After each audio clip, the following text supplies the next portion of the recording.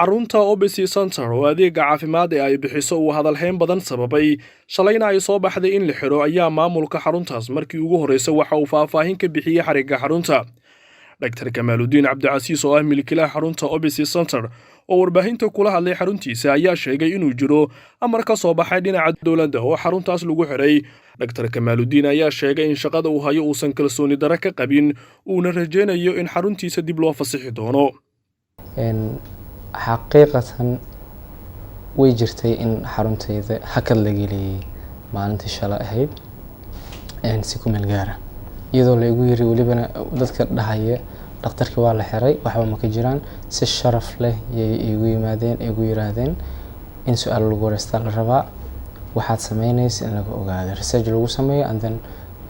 intii ka horeysana xarunta hakad ku jirto saasan ku aaday xarunta gobolka Banaadir haatanna wax dhiban qabo ma jirto kaliya waxaan rabaa dadku inay ogaadaan waxaan wax ku durayo inaysan lahayn horta wax side effect for the sake of dhakhtar haddaan u hadlo dhakhtar ahaan haddaan ka bilaabo wax side effect haba yaraatay male maadada cirbadaha aan ku duro dadka ay ka samaysan tahay waa hyaluronic acid waa maado jirka hadda ku jirta indhaha laga helaa jointiska laga helaa dureenka dadka hal xabay moodeen adduunka waxaa jirta in silicone la gishto ama horaadadii ama gadaal dambe labadaba in silicone inta la gishto kadib lagu buuxiyo liquid taasaa la yiraahdaa qof hebel naasu soo durtay iyo wax lamida dureenkaas waaye dureenka dadku hadda u fahmeen laakiin tan maadada ah ee jeelka ah ee dibnaha lagu buuxinayo wajiga meesha miinta lagu buuxinayo ma ahan wax dhibaato ama side effect leh mana aha surgery oo qofka inaan qalay oo bedelay ma ahan gabi ahaantiis culimadu markay ka hadlayaan diinta marka u bayro waxay yiraahdeen qurxin qalqiga alle waa loo bedeli karaa haddii ay tahay ku meel gaar saas lamida waa daawooyinka hadda aan faruuriyaha ku duro amaba farihii ama xubnihii kale jirka aan ku duro xaqiiqa waxa ku meel gaar waaye qaar waa 6 bilood qaar waa sanad qaarna waa sanad bar dadku inta soo fahmaan qaliin maahan qalqi allo la dooriyay abadiye ahna maahan inta anu waa isubaa waxaan sameynayo gabi ahaan wax waaye wax aan lahayn dhibaato ama saameyn caafimaad si walba loo raadiyo iyo meel walba laga raadiyaba diiniyana anaan badoonayn rasakh xalaal waxaan ahayn inaan kasbo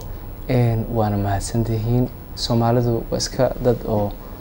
negative si ah wax u baahiye layma xirin waa nabad qabaa xaruntana way furmi doontaa goor dhow hadduu Ilaahay qadaro wuxuuna waxay noqon doonaa wax muddo badan sii jirto oo dad badan ay shaqo abuur u noqdo business ay ka sameeyaan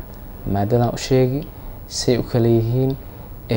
shirkadaha soo saara iyo sida loo dalbi karo intaba waa rajeynaa sida daandiistaha maalin u ahay inay aesthetic ay tahay maalin ay bilaabanayso laakiin dad badan ay shaqo abuur u noqon doonto baran doonaan waana soo dhaweynaa suuq waa ku soo dhaweynaa haddana waa ku jiraan dabcan gadaashay waa la bilaabay waana soo dhaweynaa in badan oo kale inay imaadaan dib Ilaahay ma maasantiin soo dhawaada adeegyada caafimaad oo xaruntan ay bixiso dad u badan dumarna ay ku xiran yihiin ayaa sababtay hadalhayn badan walina dawladda federaalka kama aysan hadlin xariga xaruntan iyadoo ay xusud mudan tahay inay jiraan xarumo kale oo badan oo caasimada ku yaalo oo adeegyo la mid ah midda ay bixiso xaruntan laga helo. Cabbaas Xuseen Muuse 5TV Muqdisho.